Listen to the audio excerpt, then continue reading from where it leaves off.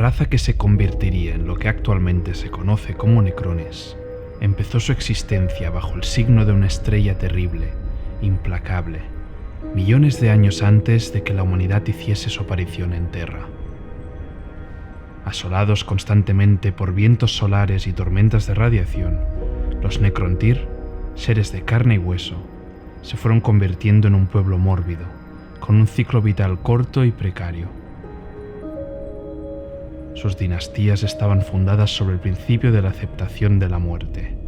Los vivos eran únicamente considerados residentes temporales que recorrían durante un corto plazo los sepulcros y las tumbas de sus ancestros. Incapaces de encontrar la paz en su propio planeta, los Necrontyr se lanzaron casi a ciegas hacia otros mundos. Equipando sus lentas y antiguas naves con criptas de éxtasis, empezaron a colonizar otros planetas. Poco a poco, las dinastías Necrontyr se fueron expandiendo por el espacio, hasta que gran parte de la galaxia quedó sometida a su dominio. Es durante este periodo que los Necrontyr tendrían sus primeros encuentros con los ancestrales, la primera raza inteligente de la galaxia, que gozaban de aquello que los Necrontyr nunca habían tenido: la vida eterna. Aunque las primeras relaciones fueron cordiales, los ancestrales se negaron a compartir el secreto de la inmortalidad, y eso plantó la primera semilla de odio en el corazón de todos los Necrontyr.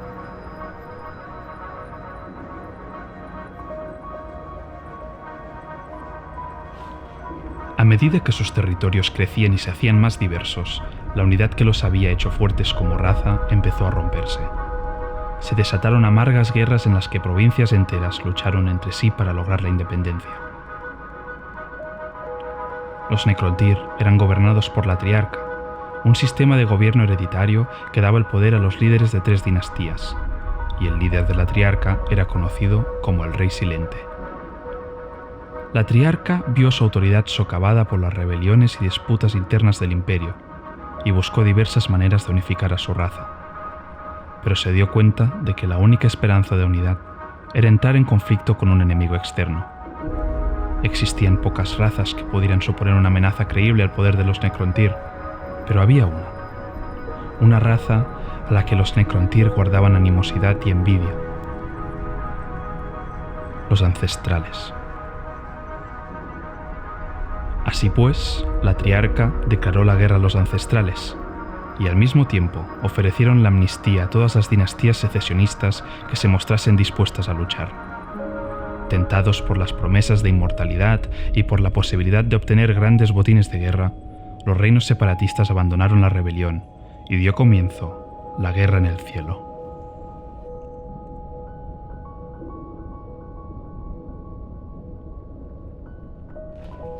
Se podría llenar de tomos una gran biblioteca para hablar de las estrategias, tácticas, batallas y escaramuzas que ocurrieron en dicha guerra. Pero la verdad detrás de todos esos relatos es una y simple: los Necrontyr nunca tuvieron oportunidad alguna de ganar. Su superioridad numérica y tecnológica era constantemente superada por la maestría de los ancestrales en el manejo de los portales de telaraña, túneles que entraban y salían del Immaterium y les permitían desplegarse rápidamente en cualquier rincón de la galaxia.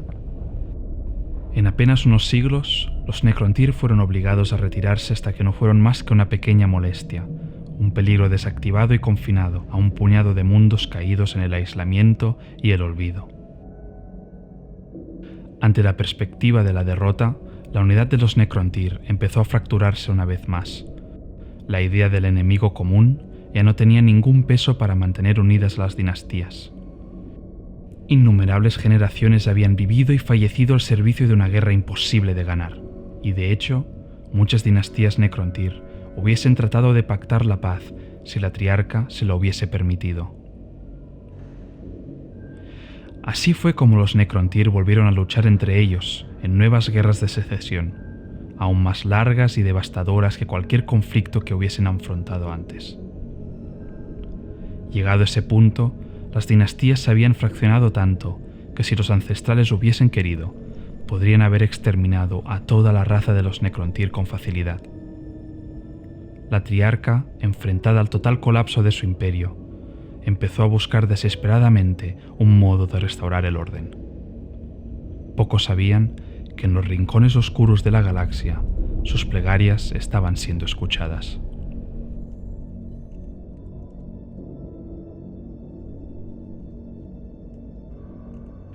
Fue durante el reinado del rey silente Zarek cuando los Necrontyr entrarían en contacto con los poderosos seres de energía cuasi divinos, conocidos como C'tan.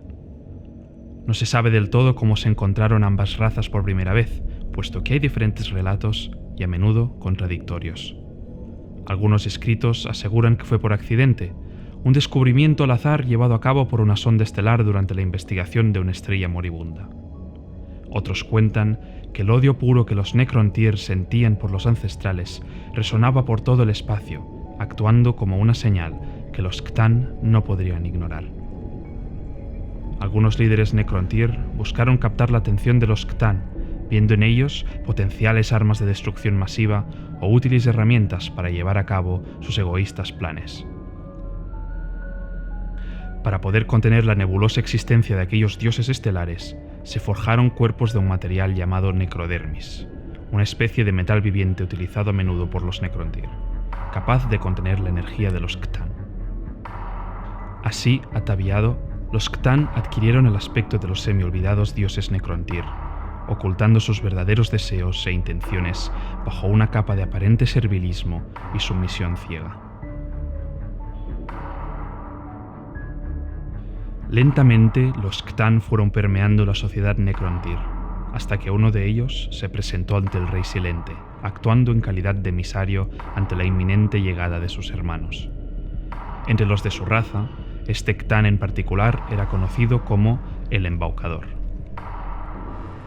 El Embaucador habló de una antigua guerra librada entre los C'tan y los ancestrales, en la que los C'tan habían perdido.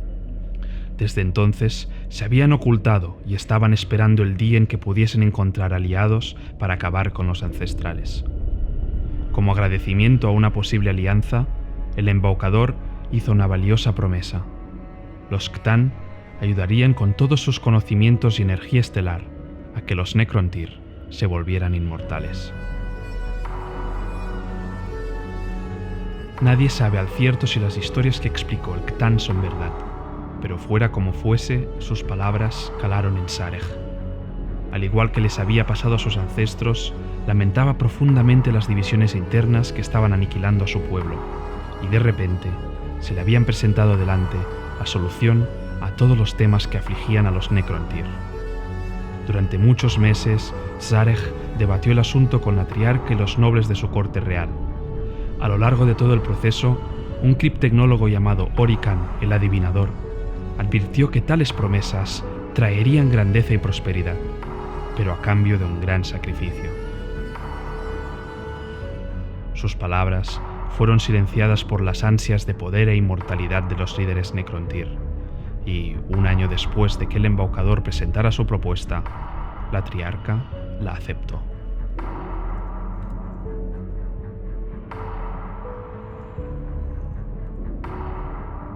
Tras sellar el pacto entre los Necrontyr y los C'tan, los dioses estelares revelaron por fin la forma que tomaría la prometida inmortalidad.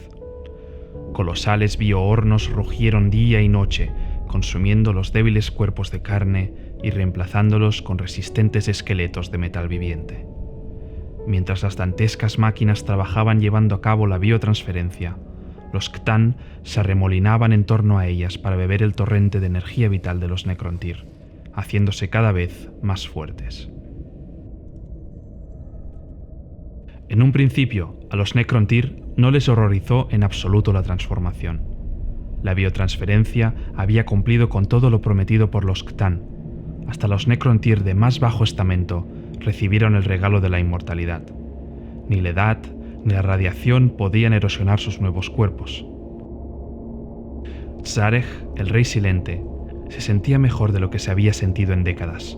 Había dejado atrás su decadente y cancerígeno cuerpo orgánico, y su nuevo cuerpo máquina era más fuerte y ágil, sus pensamientos más rápidos y claros que nunca.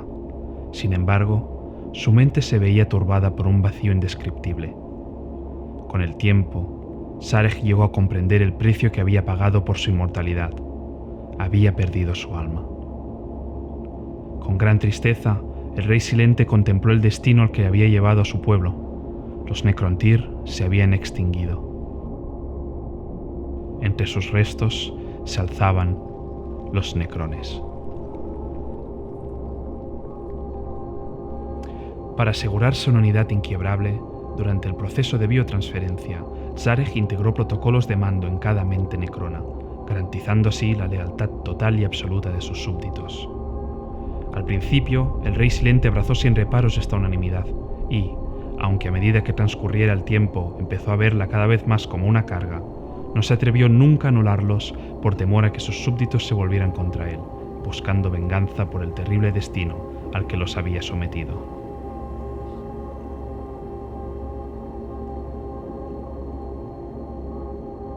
Con los C'tan y los Necrones luchando codo a codo, los ancestrales fueron condenados a la derrota. Los C'tan, energizados gracias a la fuerza vital que habían absorbido de los Necrontyr, se volvieron casi imparables. Arrasaron planetas, extinguieron soles y hasta crearon agujeros negros que devoraron sistemas enteros. Las legiones de Necrones se abrieron paso por los portales de telaraña y cayeron con fuerza implacable sobre los ancestrales y todas sus creaciones orgánicas. Los ancestrales no consiguieron contener tanto odio y destrucción y fueron completamente aniquilados. Los pocos que quedaron fueron cazados y asesinados o huyeron a confines ocultos de la galaxia. Los ancestrales habían desaparecido para siempre.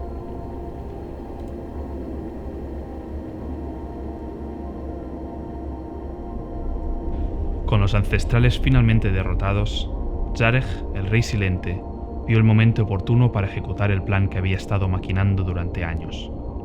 Atormentado por el destino de su raza, Zarek había decidido vengarse de los C'tan y su gran engaño. Pero fue paciente y esperó.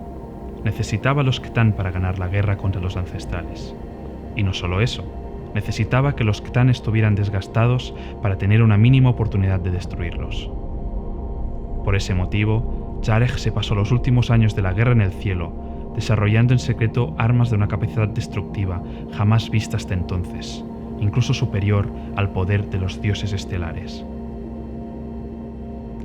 En su arrogancia, los C'tan no se dieron cuenta del peligro hasta que fue demasiado tarde. Zarek activó sus protocolos de mando, rompiendo la esclavitud de los Necrones e iniciando una rebelión contra sus amos divinos. Fue un verdadero choque de titanes. Aún estando desgastados por la guerra y siendo pocos en número, los C'tan mostraron su poder, aniquilando a dinastías enteras. Pero la unidad, tecnología y número de los Necrones liderados por Zarek acabó por derrotarlos. Sin embargo, los C'tan eran criaturas inmortales, parte misma del tejido fundamental de la realidad, casi imposibles de destruir. En lugar de ser destruidos, fueron disipados en diversos fragmentos de energía, conteniendo cada uno una parte de su esencia. El Rey Silente ya había contado con ello. Ordenó que cada fragmento de C'tan fuese encerrado en un laberinto teseráctico, una especie de microuniverso creado con tecnología necrona. Pese al elevado coste de la victoria, los Necrones habían finalmente conseguido hacerse dueños de su propio destino.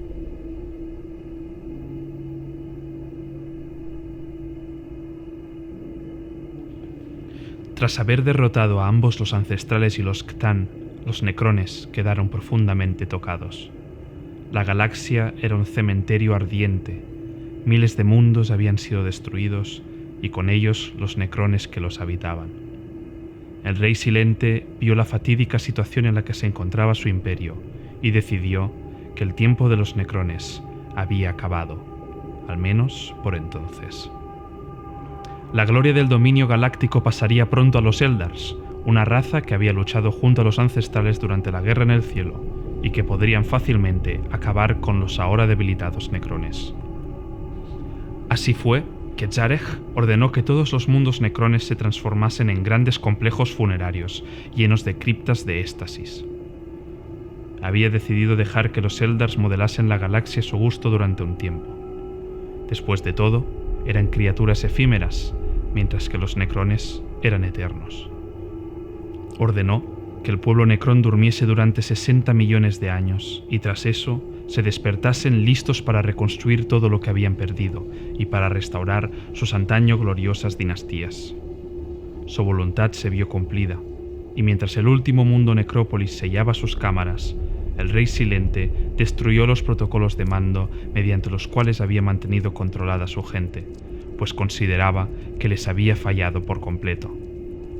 Tras eso, y sin echar la vista atrás, Zarech, último de los reyes silentes, se exilió en las negras profundidades del espacio intergaláctico para esperar, pacientemente, el momento ideal para retomar la galaxia. Y así los eones se sucedieron y los necrones durmieron.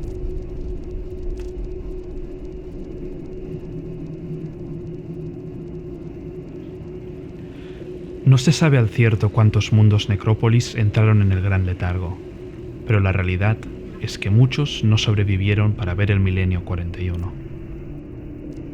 Con el paso de los siglos, más y más mundos necrópolis fueron víctima de diversos fallos de funcionamiento a gran escala, o de simples golpes de mala suerte. En muchos casos, estos contratiempos fueron menores, como la desconexión del cronostato o de las cámaras de revivificación, lo cual causaba que los habitantes de ese mundo necrópolis se despertasen más pronto o más tarde de lo previsto. Sin embargo, en otros casos, las consecuencias fueron catastróficas.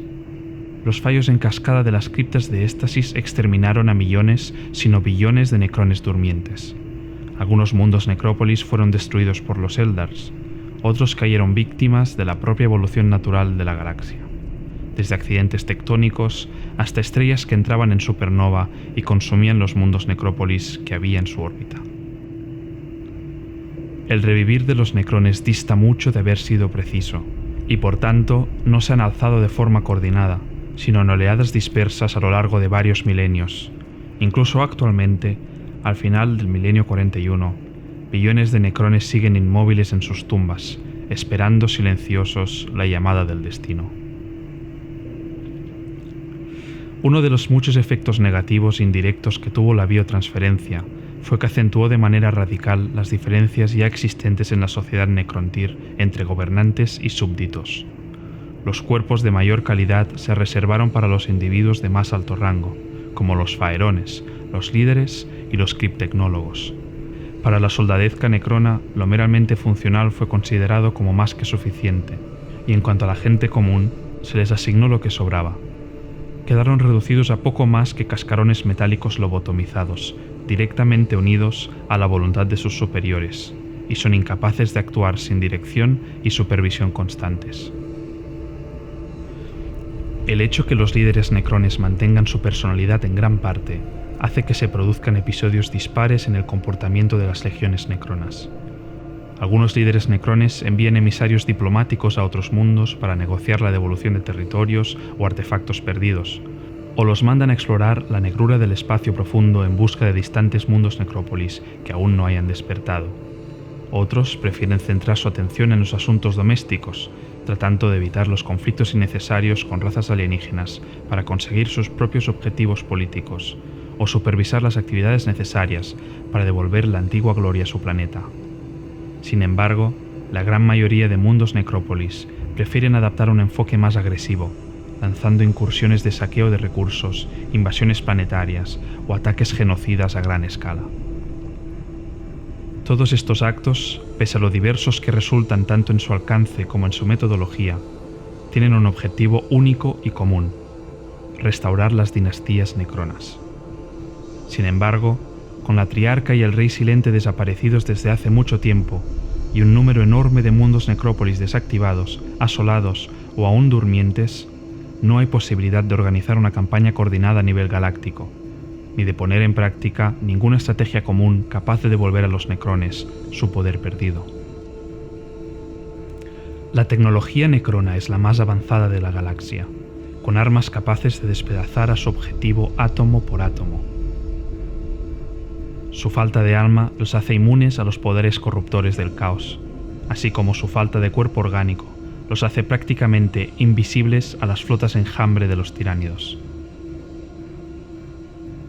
De no ser por el caótico e incomunicado despertar de los mundos necrópolis y los intereses egoístas de los líderes dinásticos, los necrones no tendrían rival alguno en la galaxia. Tzarech, el rey silente, ha vuelto de su exilio tras presenciar el horror de las flotas enjambre tiránidas y la amenaza que éstas suponen para su plan definitivo de devolver los necrones a cuerpos orgánicos. Lleva los últimos años pasando por mundos necrópolis, activándolos o tomando el mando de aquellos ya activados, con la intención de formar una unidad ofensiva necrona que acabe con la amenaza tiránida y restaure la gloria del Imperio Necrón, situando a los Necrontyr en su merecido lugar como señores de la galaxia.